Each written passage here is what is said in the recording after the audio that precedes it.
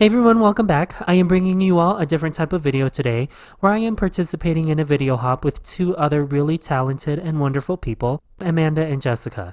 You may have already seen my video on lined up cards from Amanda at Pear Blossom Press, and Jessica is over at the Brutus Monroe and Art Impressions design teams. Make sure you find their links in the description box, but the three of us are participating in a fun sketch challenge, which we designated Getting Sketchy. This is actually my first sketch challenge, so I'm excited to see what Jessica and Amanda made. So here's a sketch from Scrapbook and Cards Today magazine, Fall 2018. I'll link to the image as well in the description box so that you all can try it out and share your project with us. I don't have a lot of pattern paper, so this gave me an opportunity to get really creative with my stash. I was thinking of a super textured pattern background and a bold and bright colored focal point.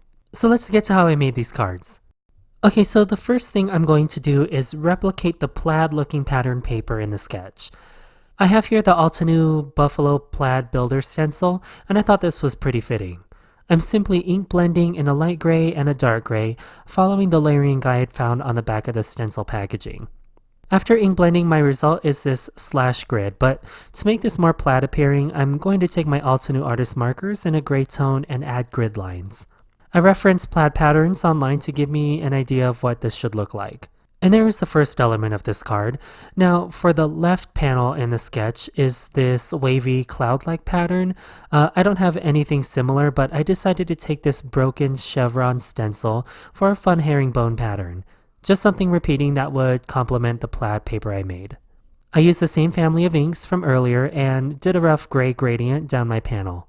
So here are my two pattern papers that I used to interpret the sketch. I'll set these aside and work on the focal points of this card. There's a lot of patterns and textures going on with this card, so as I was searching through my stamp stash, I was trying to find something that would not add so much texture and another element of distraction. I came across one of my loved stamp and die sets, Altenew Happy Pomegranates, and decided to do a watercolor feature on the front of my card. So I have a scrap panel of Arches 140-pound cold press that fits two of the large pomegranate images twice, which is perfect because I knew I was going to make two cards today. I stamped the images using Altenew Permanent Black ink, which is a watercolor-friendly black ink. The watercolors I'm using are from the Altenew Watercolor 36 pan set, and I'm using the first row of reds, pinks, purples, and industrial diamond, warm gray, and jet black.